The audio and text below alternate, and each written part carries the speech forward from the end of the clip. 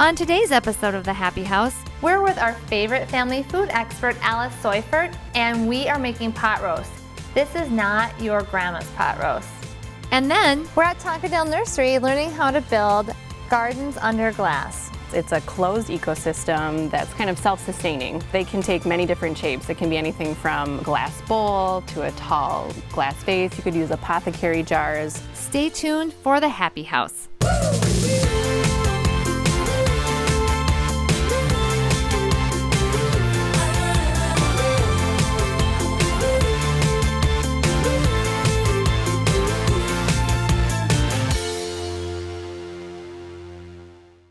I'm here with our family food expert, Alice Seufert, and she is going to tell us how to make pot roast, which is something I make all the time, but she has taken it to a new level. So we're making a maple bourbon pot roast today. That sounds amazing. It does. It's really good.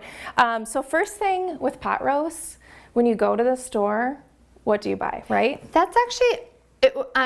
now I know what to buy, but when I was newly married and I went, I expected to find a piece of meat that said pot roast, and everything has a different name. So Yes. what is a pot roast? Okay, actually? so pot roast can be either a beef roast or a pork roast. Okay. So we're gonna do a pork roast today. So just so you know, when you're shopping, a beef roast tends to be about $5 a pound, whereas pork you can get about $3 a pound. So it's significantly cheaper to make a pork pot roast. So what is the name I look for on the Yes. label? That's So actually... on the label, you wanna look for pork butt or pork shoulder. Okay, that's what a roast Yes. is. They should just call it a roast. I mean, okay, It would all right. make it easier, Moving right? on, yes, okay. So, and when you're buying a roast, as far as size, you want to look for a roast between 3 and 4 pounds.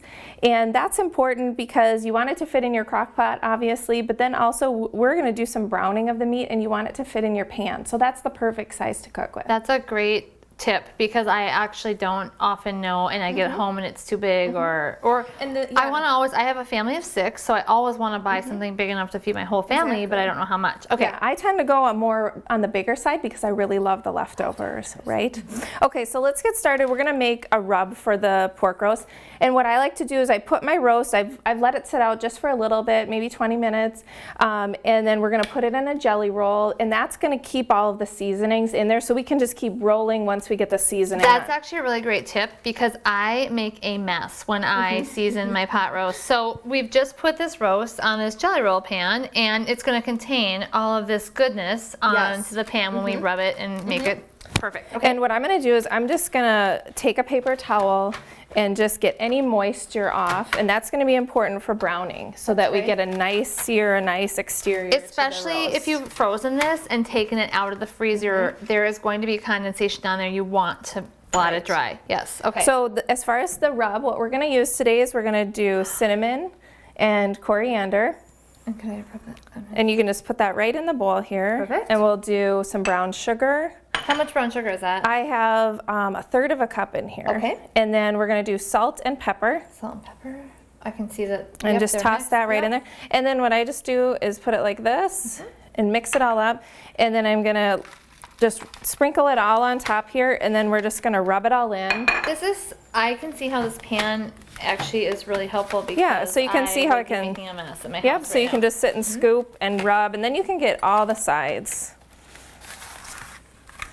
So once we get this all rubbed, I'll have you, Happy, grab the potatoes and apples and put those right into the crock pot. Okay. So wait a minute, apples? Yes. So I have never, I use a lot of things in my pot roast, but I've never done apples. Talk to me about that. pot roast can get kind of boring, right? Yes. So you're always using the same things, carrots, potatoes, celery. But baked apples, especially in this recipe where you're using some brown sugar and cinnamon, you're basically making baked apples inside your crock pot. So can you eat these apples after then? Yes, Okay. of course. All right.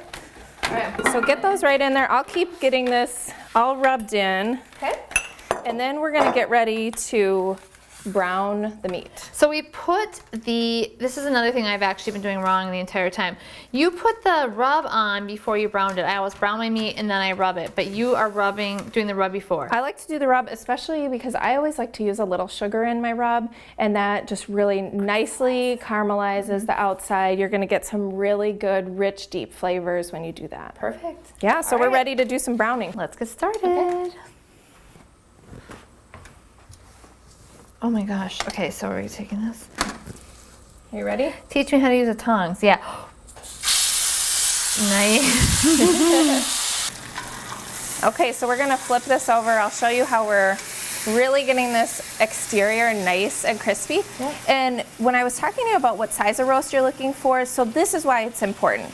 We're using almost a 4-pound roast here, and so you see we have some space on the outside. We're not using a round roast that would take up all this space, because if we did that, it would steam the meat instead of giving it a nice sear. And so we've got just an average size frying pan here. And then actually, how long per side are we going? So I always stick around because we are using sugar on the outside. But I would say between 2 and 4 minutes. I tend to I like to sear at really high heat. Okay. So that's why I always stay close. But I'm really I'm looking for this nice crispiness on the outside. Again, searing the meat is really important because it's going to give it a nice rich flavor because we're using this in the crock pot and we're braising it in some juice. So that's why it's important. Like once it's in the crock pot, it releases the flavor then. Into the juices, into the apples, into the potatoes, everything that we have in there. How much oil did you put in this pan? I did 1/4 cup of vegetable oil. Perfect. Oh, it's already smells amazing. Yeah. I cannot It's wait tempting to want to keep turning it, but it's best to just kind of let the 2 minutes go by, let it get nice and crispy because you will get this really beautiful exterior on the outside. It's about 8 minutes total because if you kind of think of the way our roast looked, we had 4 sides. All right, perfect. And so we'll turn it one more time here. And we'll just keep getting that nice outside going. I love it. Are you excited about this? I am excited about this. So good. This smells amazing. What's next? Okay, next thing we're going to do is take it over to the crock pot. Perfect. Let's do it. Okay. It's heavy. Pot holders are important, right? Okay. So we have our crock pot all set with the potatoes and apples. Yes. And I'm just going to set it right on top. So you don't need to stir. That's another thing I always worry about, like where does my meat have to be in the crock pot? You can have the kind of additions under it. Right. Okay. I always like to have everything underneath it just because then a lot of the juices are underneath. It's going to cook in a little bit of liquid that we're going to make. We're going to make the juice that goes in it. And then you can also, you'll see, when your roast is sitting on top, you can move the potatoes and apples, push them over to the side so then your roast can sit down and you can get the lid on top. So we've got, Yep. that looks amazing. Yeah. Okay. So now what? Okay, so now we're gonna get the liquid all ready. All right, let's move this over here so we can do, because I know you've got this amazing marinade or liquid or whatever we're cooking. This is where the bourbon comes in. Bourbon. Okay. Okay, so when you go to the store to buy the bourbon, so we figured out how to buy how to buy a pot roast, right? Yes. It's not technically labeled right. So what you want to look for is whiskey, is what it is, and then bourbon is a type of whiskey. Okay. Okay. So we've got this. This is, oh my gosh, this makes me happy. Bullet bourbon, Frontier whiskey. Yes, my husband told me if you're gonna cook with bourbon, get a good bourbon so that I can have a drink after you make the meal. Nice. Right? I actually like him already. Okay. All right. Okay. So then. So with the liquid that we're using, a lot of times in crock pot meals you're using broth, but you can also use juice, and so we're using apple juice. So I have 2 cups of apple juice, and then I'm gonna have you pour in 1/2 cup of bourbon. Okay. And then I think that's a really valid point because I typically do use broth, but I hadn't thought about using, I do cook with wine sometimes, Right. which is basically what apple juice kind of is, but I hadn't really thought about doing my pot roast. You can with that. use something like bourbon. You can also use beer as a great thing to put in your crock pot with meat. So we're gonna use a tablespoon of vanilla paste. So we've got the apple juice in here, we've got the bourbon, 2 cups apple juice, 1/2 cup bourbon, and then a tablespoon of this vanilla paste. Yep, get that mixed up. One time my grandma gave me is she would always marinate bad beef or not top quality beef in vodka because it actually liquor breaks meat down and makes it more eatable or tastier. So you have that all mixed up. I have 2 spoons here. Do you know what they're for? What? No. We really should try this, don't you think? We should Yes. try this juice to see if it's good. Because Got our nice bourbon liquid. that is amazing. Okay. You could shake that over ice and have that as a martini too if actually you wanted could. to. So now we're gonna pour that right in. Pour it in. So we've got our liquid. Last thing we're gonna do is we're gonna pour in some maple syrup, about 4 ounces, and I can just like, what I usually look for is I'm gonna pour that right over the top of the roast like that. That looks amazing. Again, giving it a really nice sweet texture on the outside. So how long do I cook this for? You cook this on low for 8 hours. All right, and this is an amazing roast, but I'm guessing we're gonna have some leftovers. Yes. Do you have tips for me on that? I do. Okay. So one of my favorite things to use with pot roast meat is to make sandwiches. But I'm making a little bit of a yummy adult type sandwich here. So we're using the maple bourbon pork. It's inside the sandwich. Okay. I have white cheddar melted on it. The bread I'm using is a Texas toast, so it's already buttered. It's really thick.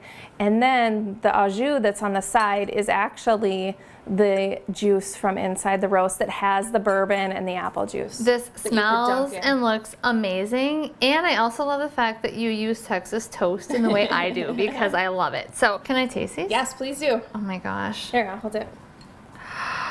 What's happening right now? Oh, good. So good. Wow, that was amazing. But I tasted the leftovers first. I kind of want to taste this roast. And make sure you get a little of the baked apple in there. I want you to see what that tastes like. Actually sounds amazing to me. Okay. So good. It's so good. To learn more about the recipes we've made today, including the leftovers, visit our website.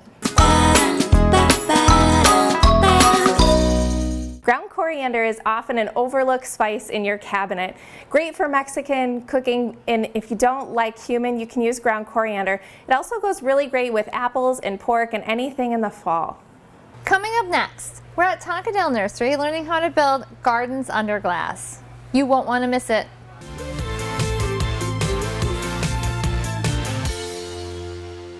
We're at Tonkadale Greenhouse today, one of my very favorite places to go, and we are with Ella and Chandler and Jesse, one of our favorite experts, and we're going to learn how to build a terrarium.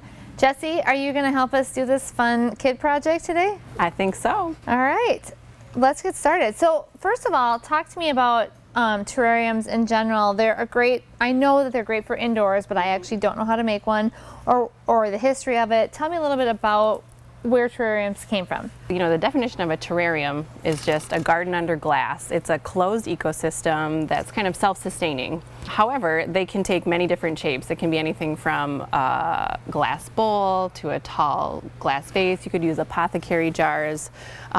Something like a lantern would be cool, or even something hanging. Wow, that's pretty. Ella and Chandler are both very into science, so I like the fact that you're talking about an ecosystem enclosed in glass, because that's what I think is one of the important components about doing these kinds of projects with kids at home. It looks pretty, but it's actually a learning experience and all of that. So, okay, so talk to us. How do we start building our terrarium? So you're going to be blown away because this is really easy. Really? You guys? Really? Yeah, it is. There's a few ingredients that you need. So first we're going to do some layering. We're going to layer the ingredients, and the first thing we're going to put in is horticultural charcoal. Now this helps filter the water and filter the soil so it doesn't get swampy. When you're building a terrarium in a glass bowl or something that doesn't have drainage, the water kind of settles in there, and you want something to filter that water. So okay, so charcoal is one of the first ingredients. So Chandler and Ella, how much charcoal are they going to use? I would say about a ½ inch on the bottom would be great. So why don't you guys take turns and put charcoal in the bottom of your, and maybe actually we could maybe use that other pot too, Yeah, so it's that a half an inch, a full cup, or Keep scooping. No, keep You're probably scooping. going to put 5 or 6 scoops in there. Okay. Maybe start with 5. Yeah. it's a White House, a terrarium. a White House. I don't know. President's White House. No. No. So the next layer of the terrarium is some gravel or rocks, and you could use something decorative, something colored. Is it still for drainage or just to be pretty? It's both. It's for the look of it, and it helps with drainage. It kind of matriculates the water down to the bottom. So right here we have kind of a mix of pea gravel and river rock. Or if you wanted to get a little funky, you could use some colored glass. Ooh, let's give the kids a choice. So who wants to use, is this enough? Is this enough charcoal? Good job on the charcoal, guys. Perfect. Thank you, Chandler. So who wants to use this pretty blue and who wants to use the river rock? Okay. I want to use both. Oh, What is this? both. Okay, Like, you why could use not? both. So we're putting in the rocks next. And how much? Like, About the same amount, guys. About, 5 good scoops, 4 or 5 good scoops, I think would be like for just fine. combined. So like 2 scoops of each if they want to Yeah, combine. if you wanted to mix it, that'd be fine. All right. No, not a white house, a greenhouse or whatever. A greenhouse. You got it. Yep. So a greenhouse Okay, now is I like finally remember. a giant terrarium. Terrarium, You that's- got it. Because Okay. you're kind of controlling all the elements, the light, the water, the air, it's kind of a controlled environment. I thought like clear, and then I thought white, and then it's just kind of. I see where you're going. Yep. Oh, that looks really great. So the next layer that we're going to work on is our soil. So we're just going to use regular potting soil. I have it here all ready to go. So this is a mixture of peat, perlite, and some organic matter.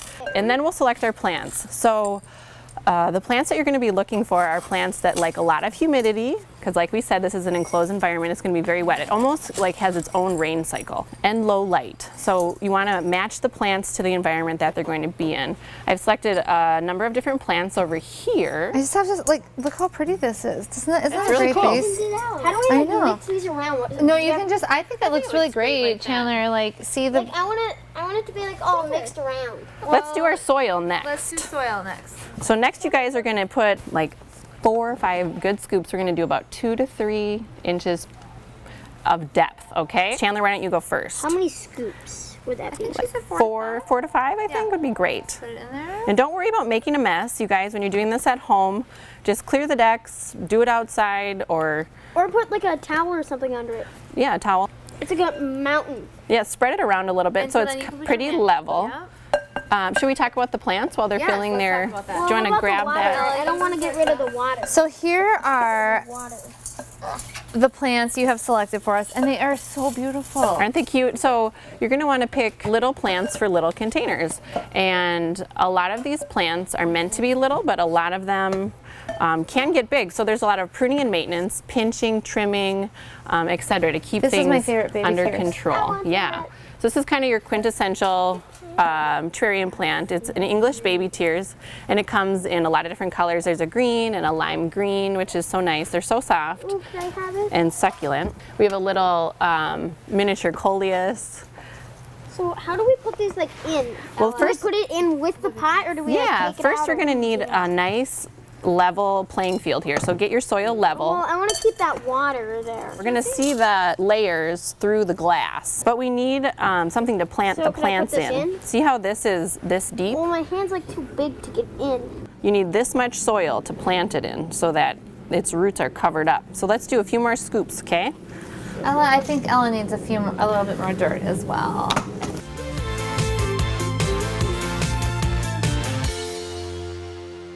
Okay, Chandler, so to get started planting, we're going to need to remove the plant from the pot. So I just kind of tip it over and give it a pat and squeeze it a little bit and loosen it up. It's gonna work! Yay! So see how you see the cute little roots? You can kind of squeeze the Smush it. roots so the roots are ready to go. Reach your hand in and poke a little hole where you'd like it to go, and then just simply stick the plant in there. Ella's planting a miniature African violet. That's super cute. What other plants would you like to use? This is gonna be like grass. It's kind of like it's Yeah. not really. Look at this sticking one. up It's really so high. tall. Is that Oh, so? I Would want you? that. This could be like a tree. That could be a tree. That's great. This might be a little tall for this setting. Maybe we'll save that for the other ones. Squish down. Oh, I know. This is a little hypoestes or polka dot plant. Really popular. This has a jungle tree. Yeah. I saw that you had some other things that actually aren't from the greenhouse that you brought from your own home to maybe put in these terrariums. So we can actually incorporate toys, kind of like the fairy garden theme, but also terrariums can be their own little universe. So incorporating like dinosaurs or cars. So what do you have? Okay, we have a few dinosaurs here. I believe this is a velociraptor. Ooh, that is. You're right. Chandler knows his dinosaurs. I bet you do. So for me, terrariums, they seem kind of terrestrial, kind of prehistoric. So, if you're doing this with kids, you might as well make it fun.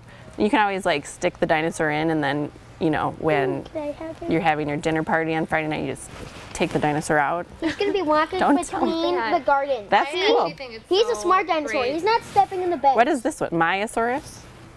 I don't know. Well, this works. What I love about this though is it really engages the kids. They want to keep the ecosystem alive and sort of engage with it, and it may not look always perfect the way we want it to look, but it's for them. So, Well, maybe face him the other way.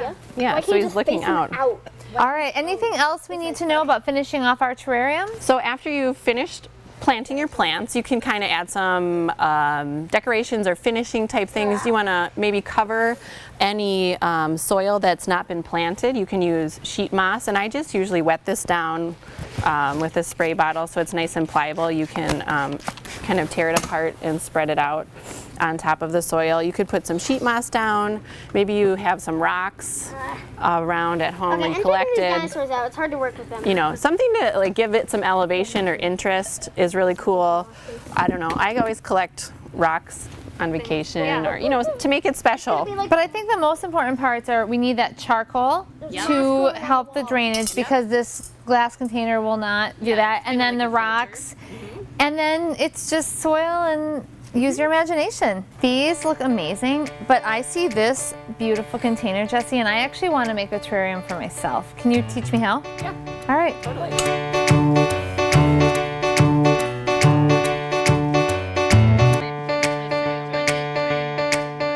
And then I'm going to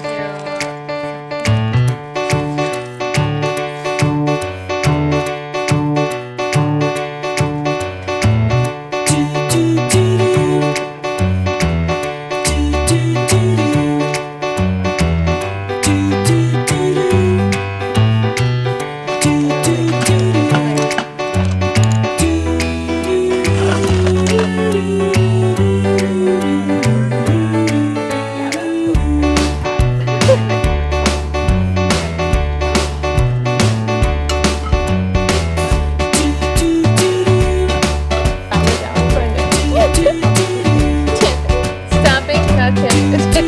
Oh my gosh, this is beautiful. The kids made their terrariums, but I decided I wanted one for myself. So Jessie helped me build this beautiful terrarium and instructed me on how to make my own homemade tools to care for my terrarium at home with just old forks, old spoons, and possibly a cork for patting down soil, right? Yep. Jessie, thank you so much for helping us build these beautiful terrariums. To learn more about the plants we used today and how to build your own terrarium, visit our website. Okay. All right, take a deep breath, Tappy. Address Becky's camera. All right. All right, are you ready? All right. I don't like flowers. And dessert. I don't like dessert either. It's like a weird thing about me. Got it. Baby tears, though, are my favorite thing in the entire world. We need some of those.